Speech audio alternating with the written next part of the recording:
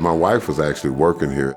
I'll never forget, she came home one day and I'm like, what's going on? I could hear it in her voice. She says, I'm just tired of seeing kids get beat up, Andre. Every day someone gets beat up in this building. It was bad.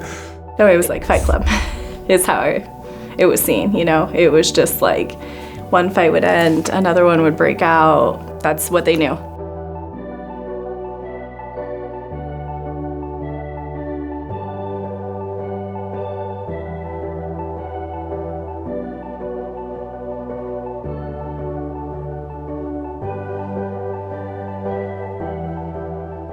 The school had been through just a lot of changes, like 3 principals in 3 years. Things just wasn't going well. It was just a lot of apathy. Even when I walked in the building, a lot of kids would just be in classrooms, just not doing anything. We had CharacterStrong, but I would say it wasn't implemented yet with fidelity. This year, we really grounded our first 2-day plan with CharacterStrong.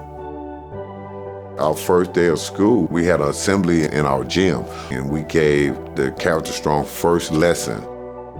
500 kids all watched it together. We went over why we're going to do this and how important it was. And I didn't talk a lot about academics going in. It was just about us, how we treat each other in school and how our school runs.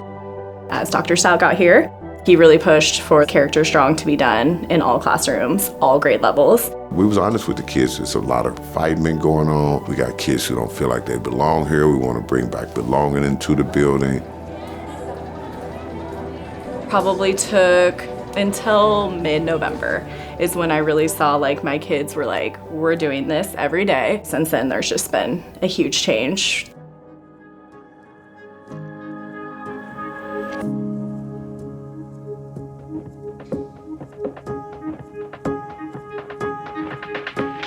When I got hired, I looked over last year's data, and they were averaging 25 red flags per grade level and probably 30 kids who didn't complete it.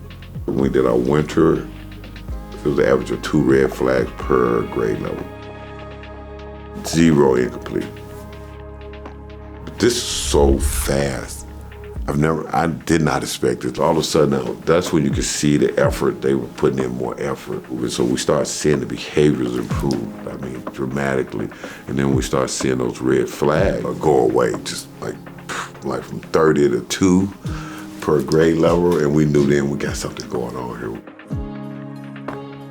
And then the fights. That was one of the main reasons I came over, because I knew I could help change that culture. And we don't fight it here no more, you know.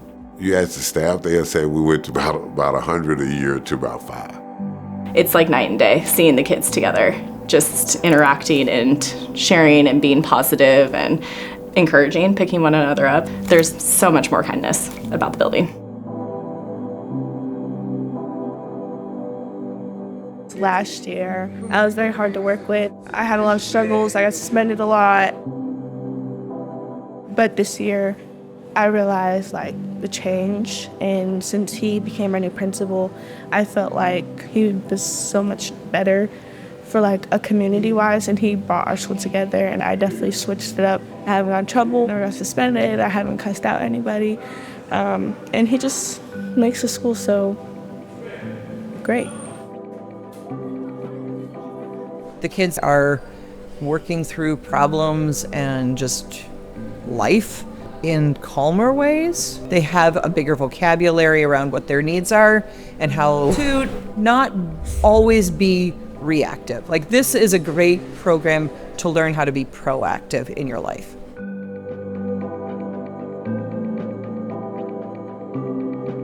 I did not fathom this.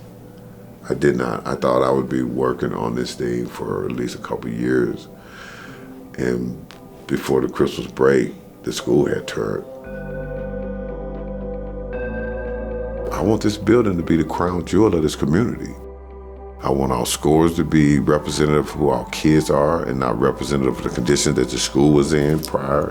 One of my cliches is, kids don't rise to rules, they rise to expectations.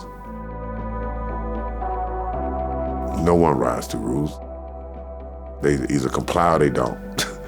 With expectations, kids will rise to expectations, and these kids rose to the expectation. Those first 2 days was all about expectations of how we're going to be, who we're going to be. I knew they needed to know that they're great. Our kids are great kids, and they needed to know that, and they hadn't heard that. And so they bought into being great.